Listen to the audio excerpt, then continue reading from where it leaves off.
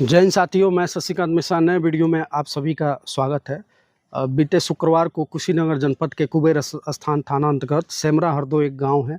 वहां पे एक युवक जो है उत्कर्ष सिंह, उनकी है उत्कर्ष पाल सिंह, इनकी हत्या कर दी जाती है। निर्मम तरीके से हत्या कर दी जाती है। ऐसी हत्या जो रूह कांप जाए देख के। उनके कान काट लिया जाता है, जो आंखें निकाल ली जाती हैं फरसे से या अन्य धारदार हथियार से। कुछ लोग होते हैं उनकी नृशंस हत्या कर देते हैं।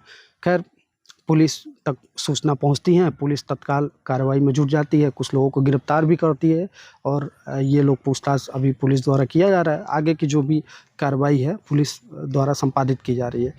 मामला इसीलिए हाईलाइटेड है क्योंकि हत्या का जो प्रकार करने का जो तरीका है या जो प्रकार है वो बेहद बहुत ज़्यादा हृदय विदारक है और बहुत क्रूरता के साथ इस प्रकार की हत्या की गई है, जो सभी को सोचने पे विवश कर जाता है। काफ़ी प्रतिष्ठित व्यक्ति भी हैं जनपद में, और जब किसी संघ के बड़े पदाधिकारी के बेटे की अगर जो हत्या होती है तो ये बिल्कुल एक सोचने वाली बात है, समझने वाली बात है और विस्तृत एक जांच का विषय है जो पुलिस द्वारा किया जा रहा है। तमाम समाचार चैनलों के माध्यम से मीडिया द्वारा तरह तरह की बातें की जा रही हैं कि हत्या का जो भी कारण है ये तो जांच का विषय है, पुलिस कर रही है। लेकिन जहां तक मैं अपने अनुभव से आपको बता रहा हूं कि देखिए, इस प्रकार की जो क्रूरता होती है दो तीन चीज़ों में की जाती है। या तो पुरानी ज़मीनी रंजिश हो, या तो पुराना कोई दुश्मनी हो, उसमें इस प्रकार की हत्या की जाती है, या तो प्रेम प्रसंग का कोई मामला हो, उसमें इस प्रकार की क्रूरता के साथ हत्या की जाती है।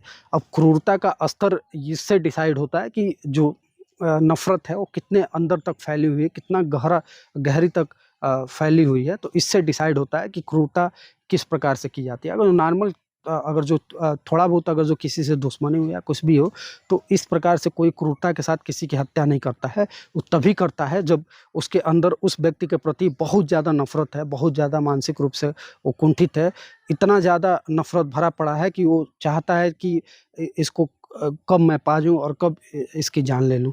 तो ये अचानक एक दिन में या एक रात में ये कहानी नहीं बनी होगी। ये नफ़रत, ये कुंठा और ये जो रंजिश है ये बहुत पहले से चली आ रही होगी, और तभी जाके ये सामने आया है कि अचानक मौके का फ़ायदा उठा के और उनकी हत्या कर दी गई।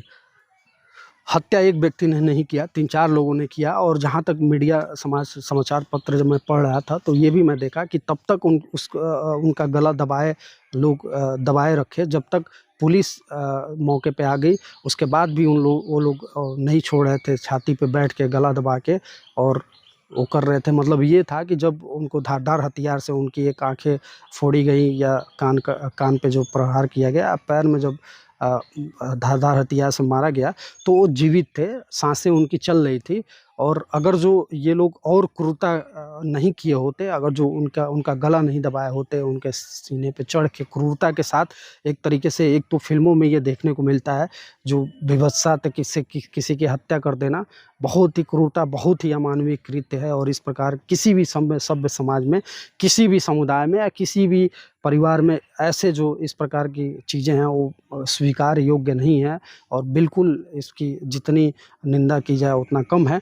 लेकिन सच्चाई क्या है ये पुलिस को सामने आना चाहिए, और गहनता से जांच, ये नहीं कि मैनिपुलेट करके कि चीज़ें कुछ और हों और बताएं कुछ और नहीं। ये नहीं, जो सच्चाई है एट इट इज़ जो सामने आनी चाहिए। और इसकी रोकथाम, इसकी दोबारा ज़िले में पुनरावृत्ति न हो, रोकथाम के लिए प्रशासन द्वारा कोई सकारात्मक पहल भी करना चाहिए। ये नहीं है कि कोई किसी की हत्या कर दिया तो ठीक है, FIR कर दिया, जेल भेज दिया, वो कानूनी प्रक्रिया है, वो तो होना ही है, वो तो एक चरण होता है। लेकिन इसकी रोकथाम के लिए विस्तृत जिला प्रशासन द्वारा कोई कार्य योजना नहीं है, कोई इस प्रकार की कोई उनका वो नहीं है कि इसको हम कैसे रोकें। तो जब जिसके मन में आ रहा है कोई किसी व्यक्ति की हत्या कर दे रहा है खुलेआम, तो ये नहीं सही है। लॉ एंड ऑर्डर के लिए भी नहीं सही है। ये पुलिस के जो अधिकारी हैं या जो जिले के बड़े अधिकारी हैं, किसी या सरकार है, किसी भी सभ्य समाज में ये चीज़ें स्वीकार करना करने योग्य नहीं हूँ कि ऐसे अपराधों की जितनी निंदा की जाए कम है। लेकिन जो भी ऐसे लोग हैं जो किसी के प्रति अगर जो इतनी नफ़रत बढ़ भी जा रही है, तो आप लोगों को भी सोचना चाहिए कि आप लोग ये कर रहे हैं तो आपका परिवार, तो आपसे जुड़े जितने लोग हैं, आपके परिवार के सभी लोग तो तबाह होंगे ही, आपके अन्य जो लोग हैं उन पे भी इसका आर्थिक सामाजिक असर पड़ता है। जो पीड़ित परिवार है जिसकी हत्या होती है उसका भी पूरा परिवार तबाह हो जाता है, उसके बच्चे तबाह हो जाते हैं, पत्नी, माता पिता। सोचिए पिता की क्या गरिमा होगी। आरएसएस के पदाधिकारी होते हैं, पूरा जीवन अपना लोगों और समाज में हिंदुओं के उत्थान में अपना समर्पित कर देते हैं, लगा देते हैं। जब ऐसे परिवार, ऐसे पदाधिकारियों या ऐसे स्वयंसेवकों के परिवारों में अगर इस प्रकार की घटनाएं होती हैं तो बहुत एक हृदय जो है वो थोड़ा-सा दुखी होता है और मन में एक अलग प्रकार का डर तो पैदा होता ही है। एक सवाल भी खड़ा होता है कि आखिर कब तक ये सारी चीज़ें चलती रहेंगी? समाज क्यों नहीं बेहतर हो रहा है? और जो इस प्रकार की नफ़रत है, इसको कम करने के लिए जो जिला प्रशासन है उसका, पुलिस, सरकार और जो तमाम ज़िले में जो संगठनें हैं, जो एनजीओज़ हैं, जो इन सब विभिन्न सामाजिक मुद्दों पे काम करती हैं, तो उनको भी कोई सकारात्मक पहल बोल रहा हूँ कि जो भी ये घटना हुआ है, इसकी जितनी निंदा की जाए कम है। लेकिन कुशीनगर पुलिस और प्रशासन को जो भी घटना के स्पष्ट जो कारण रहे हैं, जो भी ये नफ़रत का जो भी इस प्रकार का नफ़रत फैला हुआ है, इस प्रकार की जो मानसिकता आई है, जो एक दिन जो उत्कर्ष की जान ले ली, तो इसके तह तक जाना भी ज़रूरी है। और जो चीज़ें हैं बिना किसी मैनिपुलेट किए, बिना किसी प्रकार का उसमें चीज़ें किए, जो सच्चाई है एट लीस्ट समाज के बीच में आना चाहिए। और मैं बताया 3 ही कारण हो सकते हैं, या तो हो सकता है पुरानी ज़मीनी रंजिश का कोई मामला हो, या पुरानी कोई दुश्मनी हो, या प्रेम प्रसंग का मामला हो। इन तीनों में से आप देखेंगे सामने आएगा, तीनों में से कोई ना कोई बात होगी। और चूँकि यही अब ट्रेंड चला है, इन्हीं 3 कारणों से ज़्यादातर किसी की हत्या हो रही है। चूँकि दुश्मनी मैं इसलिए बोला कि दुश्मनी किसी प्रकार का हो सकता है, वो पैसे को लेके हो सकता है, किसी बात को लेके हो सकता है। प्रेम प्रसंग नया ट्रेंड चला है कि कुछ सालों से देखा जा रहा है कि इसमें जो है ज़्यादातर हत्याएँ हो रही हैं। ज़मीनी रंजिश तो कुशीनगर पहले नंबर पे है और पूरे उत्तर प्रदेश में यहाँ पे आए दिन हर कोई ऐसा हफ्ता नहीं है जिसमें ज़मीनी रंजिश में किसी की जान ना जाए। लेकिन फिर भी जिला प्रशासन इसकी रोकथाम में पूरी तरीके से फ़ेल हो चुका है। कुशीनगर पुलिस इसकी रोकथाम में पूरी तरीके से फ़ेल हो चुकी है। पुलिस एक्टिव है, ठीक है, घटनाएँ होने के बाद से तो आरोपियों को पकड़ के जेल भेज दे रही है, लेकिन पुलिस का काम केवल लॉ एंड ऑर्डर मेंटेन करना नहीं होता है।